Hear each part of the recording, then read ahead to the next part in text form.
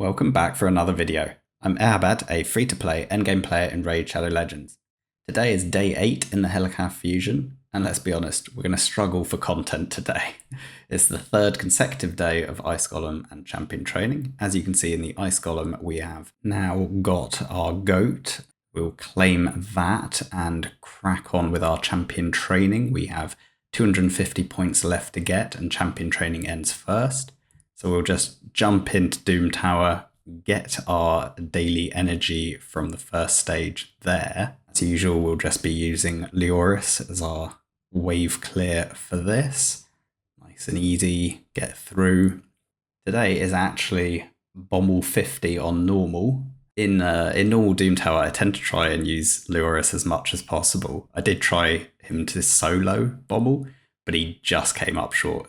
Bommel just did a little bit too much damage to him, and he needed just one extra kind of bit of damage from any other source. And in this instance, we decided we'd just use Gaius for the fun of it. Those 2 bombs that are triggered are enough damage just to mean that we can get through and 2-man it.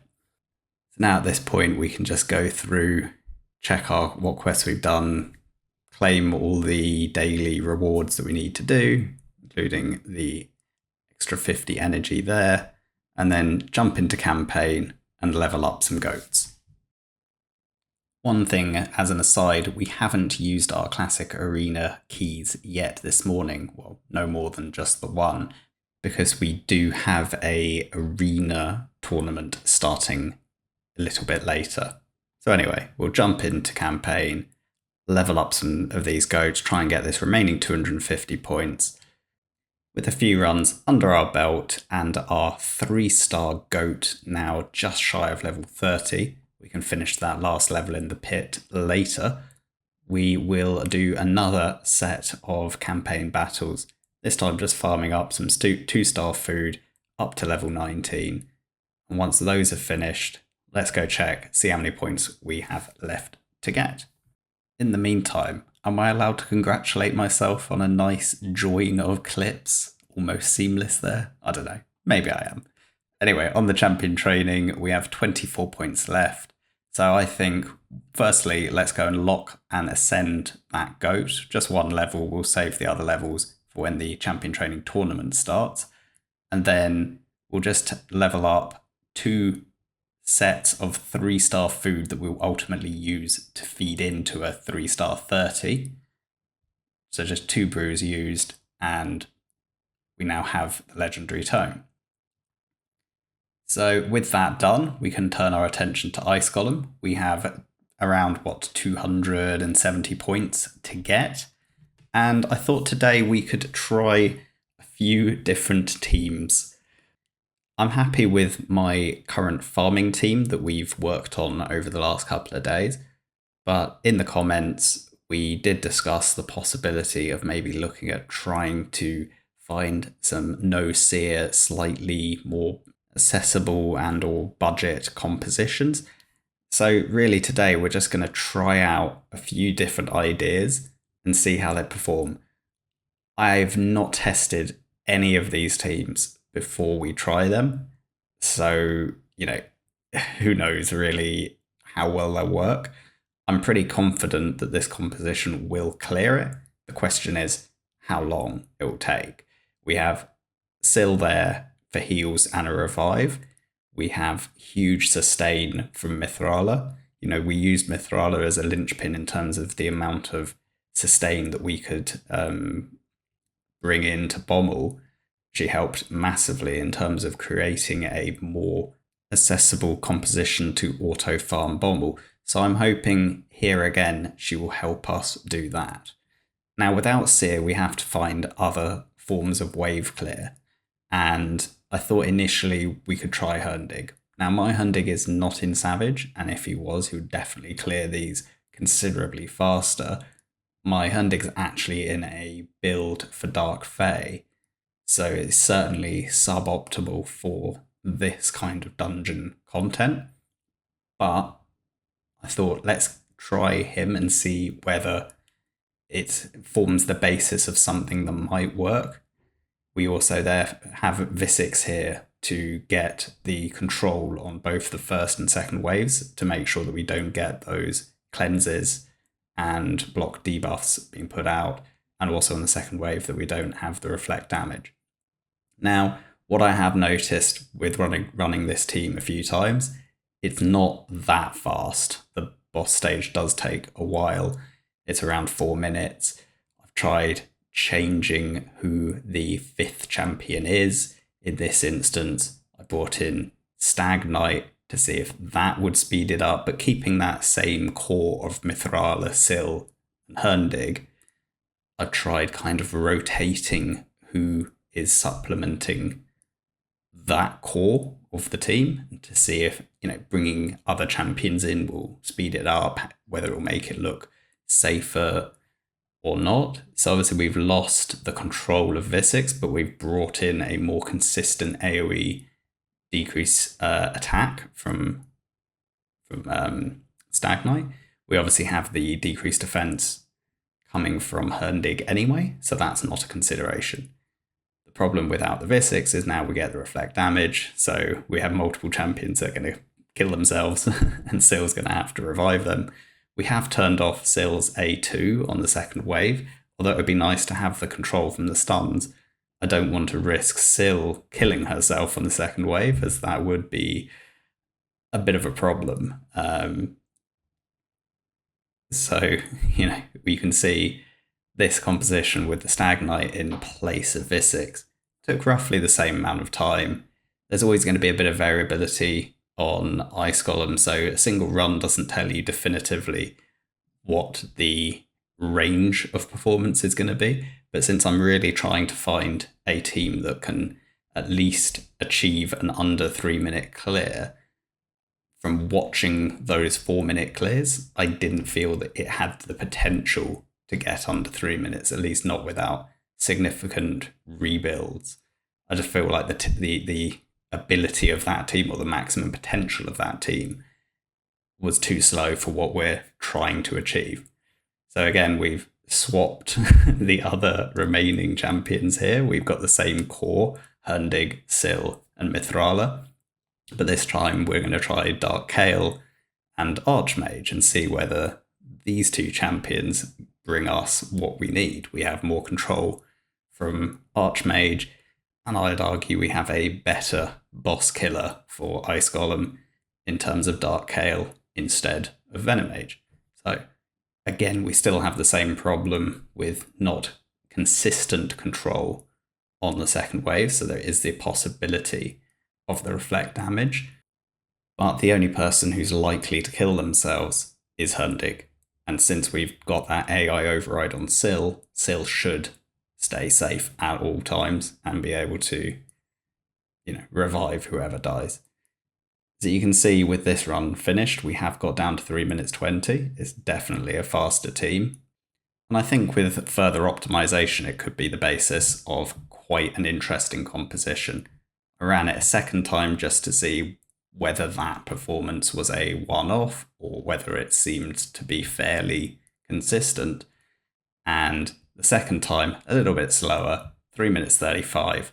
But you can see, I think this composition has definite potential. So let's try yet another composition. This time we're going to bring in Nullhorn to give us a more consistent form of control. So taking out Archmage Helmut and bringing in Nullhorn, who has a 100% AoE provoke on his A2, will finesse the AI once more to try and come up with a configuration that is most likely to yield at least a good result. As always, until you've run it, you don't know exactly what the best configuration is going to be, but we can at least put out an initial configuration and then just really see how it plays out. And then, as always, we'll just make adjustments if it looks like it has potential and if it looks like there is room for improvement. So once again, we have to run the team and see how it goes. So I'll rejoin you at the end of the run and we'll see how we got on.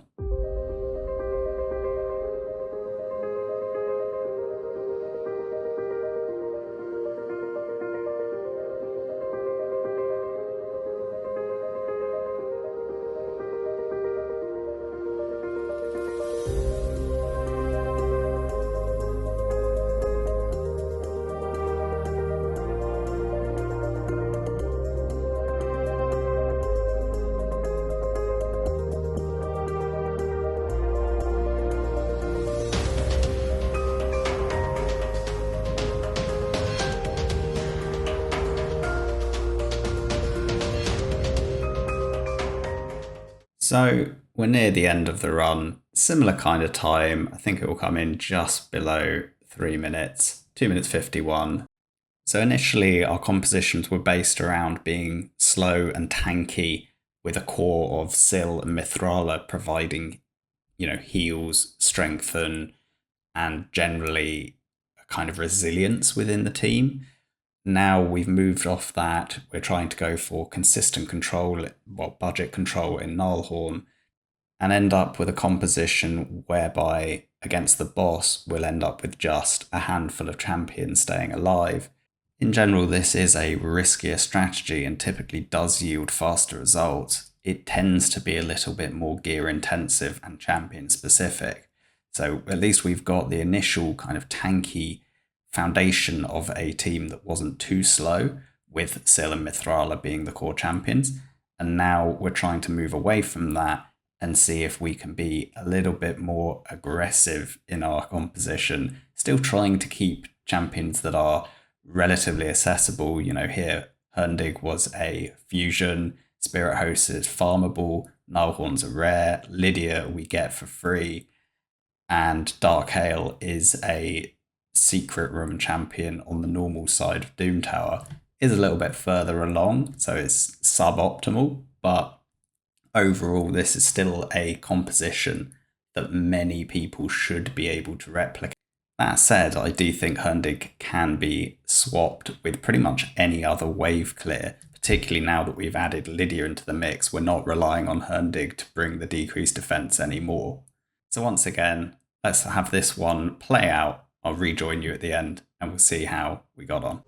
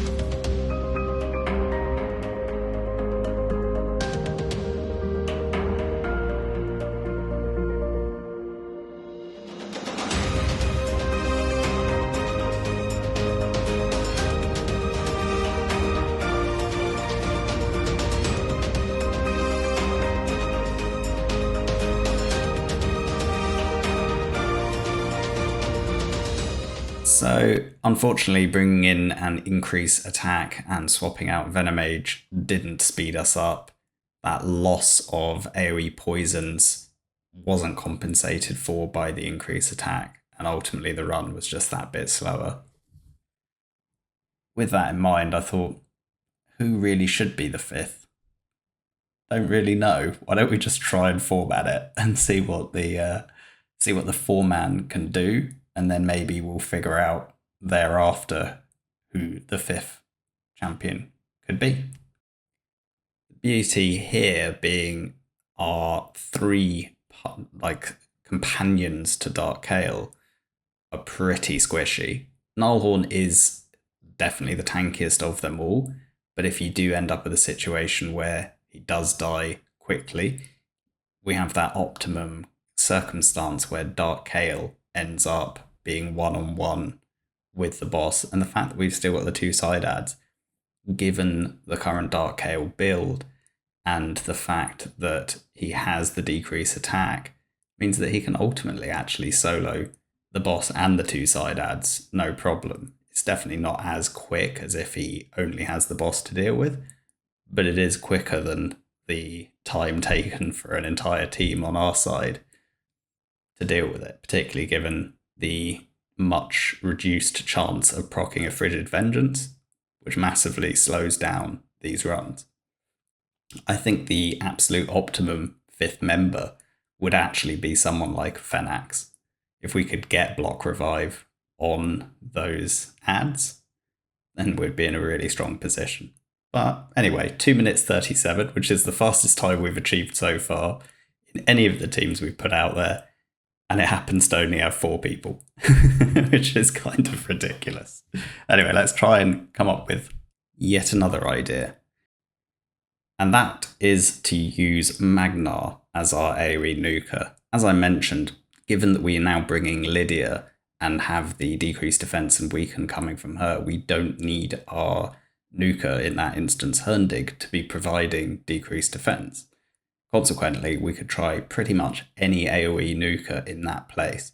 And critically, I am turning off the AoE nuker's abilities in round 3, or rather they're allowed to open with them, but then not use them thereafter. The idea there being, I don't want to proc Frigid Vengeance at all, particularly at the beginning of the fight when the chances are both side ads will still be alive. I want to have a situation where by the time Frigid Vengeance is procced, the side ads are dead, and hopefully most of my team is also dead. In any case, that's the general idea. We have control from Nullhorn, we have Magnar for AoE nuke, we have Lydia for decreased defense and weaken on the waves, and potentially a revive block on the boss stage, Dark Kael to solo the boss. We actually ran this with Spirit Host as lead, bringing us an increased attack that makes absolutely no difference to Magnar's damage. So in fact, we could even swap out Spirit Host and bring in a different 5th champion. And I think, given the runs that we've done so far, what we found was working best was Venomage. That combination of Venomage and Dark Kael working together was bringing us a lot of damage, both for the waves and particularly on the boss stage. The combination of Dark Kael and Venomage together worked extremely well. They have great synergy. In fact, I do believe it's possible to duo the stage with Venomage and Dark Kael if they have sufficiently good builds. However, in this particular composition, I think the gear requirements would be considerably lower, as we only need Venomage and or Dark Kael to survive against the boss. They're not having to solo all the waves as well, which is actually, I would say, the harder part of this particular run, particularly given those 2 champions in wave 1 who can cleanse themselves. So one last time, let's put on some music and rejoin at the end of the run.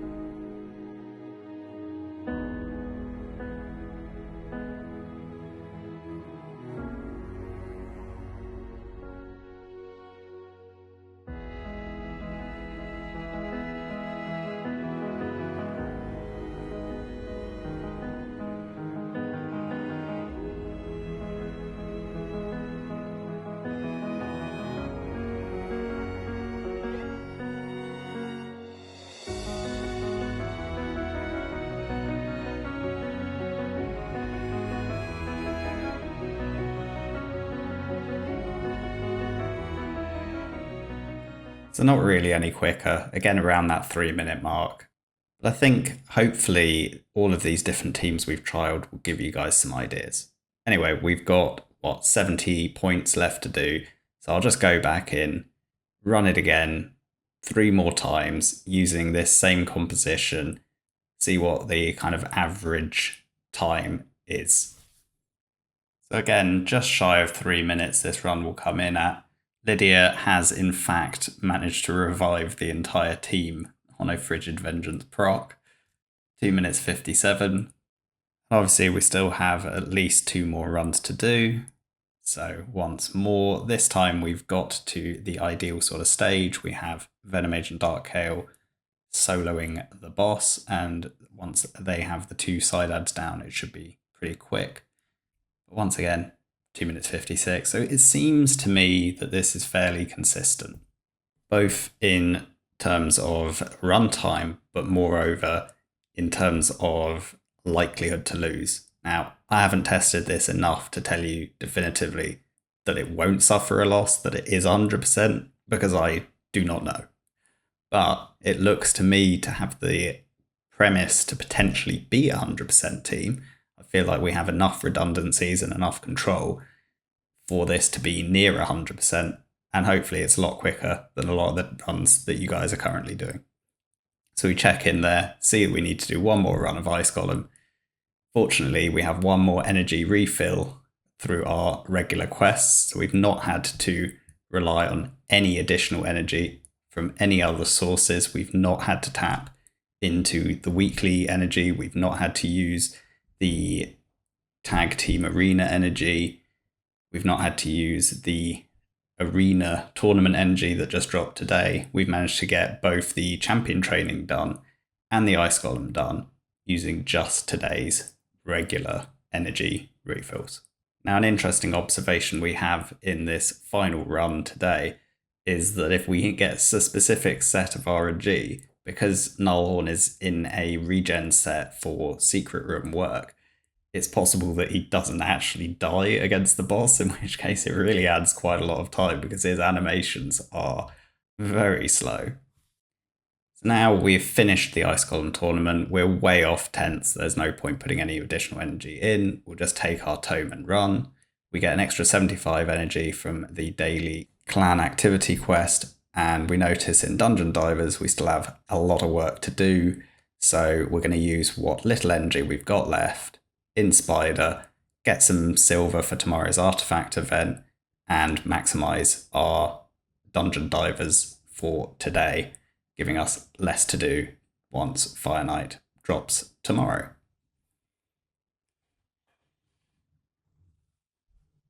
Always enjoy watching that team. Anyway, Fire Knight drops tomorrow, as mentioned, so that will be our focus, and we'll be overlapping with the Dungeon Divers. We have 24 hours to finish off the Dungeon Divers, make headway in Fire Knight, and if we need additional energy beyond that we've currently got ready to go, we also have an artifact enhancement event dropping tomorrow, which will again have further energy rewards.